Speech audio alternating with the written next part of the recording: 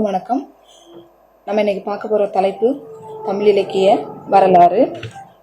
தமிழக வரலாற்றை 7 வகைகளாக பிரிக்கிறோம்.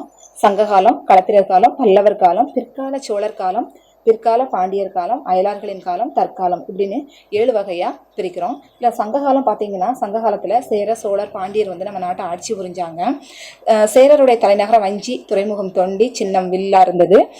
1810 உள்ள சேர அரசர்களை பற்றி 1810 அப்படிங்கிற நூல் சொல்லப்படுது, பேசப்படுது. சோழர்களுடைய தலைநகரம் உறையூர், துறைமுகம் புகாரா இருந்துச்சு, சின்னம் புலிச்சின்னமாக இருந்துச்சு. பாண்டியர்களுடைய தலைநகரம் மதுரையாக இருந்தது, துறைமுகம் கொற்கையாக இருந்தது, சின்னம் மீனாக இருந்தது. இவங்களுடைய காலகட்டம் அப்படி சொல்லி பார்த்தீங்கன்னா, கிமு 4லேருந்து கிமு 3ஆம் நூற்றாண்டு வரைக்கும் நம்ம நாட்டை ஆட்சி புரிஞ்சு வந்தாங்க. இடையீட்டு காலம், இதை களப்பிரர் காலம்னு சொல்லுவோம். கிபி 5ஆம் நூற்றாண்டு வரை இருந்தது. இருண்ட காலம்னு சொல்லுவாங்க. அரசியல் குழப்பங்கள் நிறைந்த காலமாக இருந்ததுனால இதை களப்பிரர் காலம் அப்படின்னு சொல்லுவாங்க. 18 கீழ்கணக்கு நூல்கள் தோன்றினது இந்த காலகட்டத்தில் தான். முக்கியமான நூல்கள் அப்படி சொல்லி பார்த்தீங்கன்னா, திருக்குறள், நாலடியார், இன்னா நாற்பது, இனியவை நாற்பது, ஆசாரக்கோவை, திரிகடுகம் போன்ற நூல்கள்லாம் இந்த காலத்தில் தான் தொகுக்கப்பட்டதாக இருந்தது. பல்லவர் காலம், இதை பக்தி இயக்க காலம் சொல்லுவாங்க. ஆழ்வார்கள், நாயன்மார்கள் இந்த காலத்தில் தோன்றினாங்க. ஆழ்வார்கள் வைணவ பக்தியை பரப்பிய 12 ஆழ்வார்கள் திவ்ய பிரபந்தம் ஆடினாங்க. நாயன்மார்கள் பார்த்தீங்க அப்படின்னா, சைவ பக்தியை பரப்பிய 63 நாயன்மார்கள் தேவாரம் மற்றும் திருவாசகம் இயற்றினாங்க. இந்த காலகட்டத்தில் தோன்ற இலக்கண நூல்கள் அப்படின்னு சொல்லி பார்த்தோம் அப்படின்னா, பாரத வெண்பா, நந்தி கலம்பகம், திருமந்திரம், சிவத்தளி வெண்பா போன்ற முக்கிய நூல்கள் இந்த காலகட்டத்தில் தான் தோன்றுச்சு. கட்டிடக்கலை அப்படின்னு பார்த்தோம் அப்படின்னா, காஞ்சிபுரம், மாமல்லபுரம் ஆகிய இடங்களில் சிறந்த கோயில் கட்டிடக்கலையெல்லாம் வளர்ந்து வந்ததாக இருந்தது. அப்புறம் பிற்கால சோழர்கள் வராங்க. இது சோழர்களுடைய பொற்காலம்னு சொல்லுவாங்க. விஜயாலய சோழன்லேருந்து முதலாம் ராஜராஜன் வரைக்கும் 21 சோழ மன்னர்கள் ஆட்சி புரிஞ்சாங்க. அதனால நம்ம பொற்காலம் அப்படின்னு நம்ம சொல்கிறோம். பன்னிரு திருமுறைகள், சைவ சித்தாந்த நூல்களான பன்னிரு திருமுறைகள் இந்த காலகட்டத்தில் தான் துவக்கப்பட்டது. இலக்கியவாதிகள் இருந்தாங்க. கிபி 12ஆம் நூற்றாண்டை சேர்ந்தவங்களா இருந்தாங்க. கம்பர், ஒட்டக்கூத்தர், ஜெயங்கொண்டார், சேக்கிலார், புகழேந்தி புலவர் இவங்கெல்லாம் சிறப்பாக விளங்கினாங்க. இலக்கண நூல்கள்லாம் தோன்றுச்சு. புறப்பொருள் வெண்டாமலை, வீரசோழியம், சேந்தன் திவாகரம், நன்னூல், யாப்பருங்கலம், தண்டி அலங்காரம் போன்ற நூல்களெல்லாம் இந்த பிற்கால சோழர்களுடைய காலத்தில் தான் தோன்றுச்சு. இதனுடைய சிறப்பு அம்சம் என்ன அப்படின்னு சொல்லி பார்த்தீங்கன்னா, நம்ம நாட்டில் கோயில் கலையும் செப்பேடுகளும் கல்வெட்டுக்கள் மூலமாக தான் தமிழ் மொழி மேலும் வளர்ந்துச்சு அப்படிங்கிறதெல்லாம் இதனுடைய சிறப்பு அம்சமாக இருக்குது. பிற்கால பாண்டியர் காலம் கிபி 1219 1310 வரைக்கும் இருந்தது. திருவாலவுடையார் சிறந்த ஒரு கோயிலாக இருந்துச்சு. திருவிளையாடல் புராணம், அதாவது மதுரையில் மதுரை நகரையும் சிவன் திருவிளையாடல் பற்றியும் விரிவாக சொல்லக்கூடிய நூல் அப்படின்னு சொல்லி பார்த்தீங்கன்னா திருவிளையாடல் புராணம் தான்.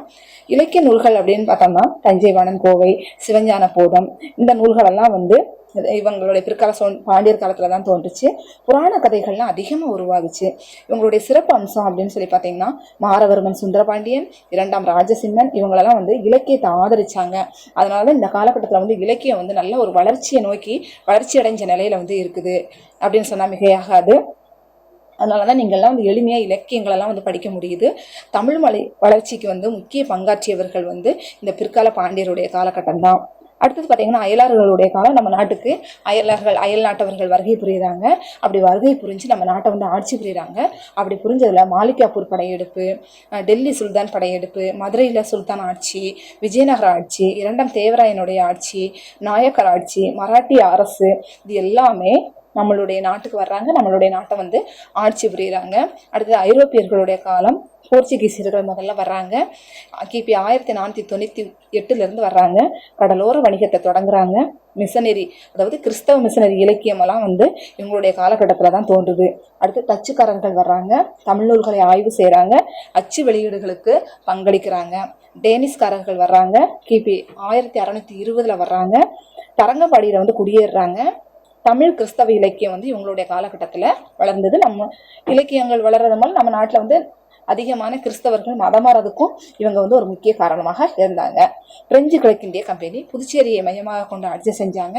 கிபி 1664 ஆட்சி செய்கிறாங்க. இப்போ வரைக்கும் பாண்டிச்சேரியெல்லாம் இப்போ பார்த்தீங்க அப்படின்னு சொன்னால் பிரெஞ்சு மக்கள் அதிகமாக வாழக்கூடிய ஒரு ஊராக இருக்குது. அடுத்து பார்த்தீங்கன்னா, ஆங்கில கிழக்கிந்திய கம்பெனி மிகவும் செல்வாக்கு பெற்ற ஐரோப்பிய சக்தி இது கூட சொல்லலாம். நவீன கல்வி முறையை அறிமுகப்படுத்தினது யாரு அப்படி சொல்லி பார்த்தீங்கன்னா, இந்த ஆங்கில கிழக்கிந்திய கம்பெனி தான். இவங்க கிபி 600 இருக்கிறாங்க. அதனால அவங்களுடைய ஒரு மொழியை, ஒரு லாங்குவேஜை நம்ம இன்னமும் ஆங்கிலத்தை படிச்சுட்டு இருக்கிறோம். தற்காலம் இது என்னன்னா, விடுதலைக்கு பின்னாடி இருக்கக்கூடிய காலம் தான் தற்காலம்.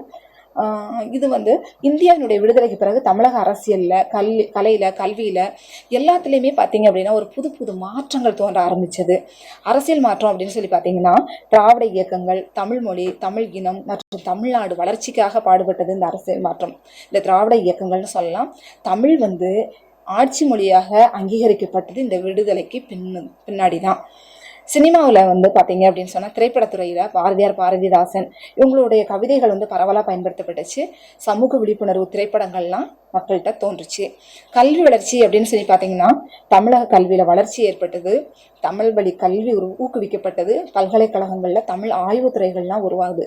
இப்பெல்லாம் பார்த்தீங்கன்னா பிற நாடுகளிலேயே தமிழ் இருக்கைகளெல்லாம் வந்து கொண்டு வந்துட்டாங்க. மின்னணு காலம், தமிழ் மின்னெழுத்து பதிப்புகள் தோன்றின. கணினி கண்டுபிடிப்பிற்கு பிறகு இணையத்திலும் தமிழ் நூல்கள் சேமிக்கப்படுகின்றன. பார்த்தீங்கன்னா முடிவா என்ன அப்படின்னா சங்ககாலம், களப்பிரர் காலம், பல்லவர் காலம், பிற்கால சோழர் காலம், பிற்கால பாண்டியர் காலம், அயலார் காலம், தற்காலம், இப்படி 7 வகையாக பிரிக்கப்பட்ட இந்த தமிழ் மொழியுடைய தொன்மையும் செழுமையும் இந்த 7 காலகட்டங்களில் மேலும் மேலும் வளர்ந்துள்ளது. சங்ககாலம் தொடங்கி தற்காலம் வரைக்கும் தமிழ் இலக்கியம் உலக இலக்கிய வரலாற்றை ஒரு தனி இடம் பெற்றுச்சுன்னு சொன்னால் அது மிகையாகாது. இந்த வரலாறு தான் நம்முடைய பண்பாட்டினுடைய சாட்சியாக இருக்குது. செந்தமிழ்நாடுன்னும் போது தெவிட்டாத தேன் வருமே என்று கூறி முடிக்கிறேன். நன்றி.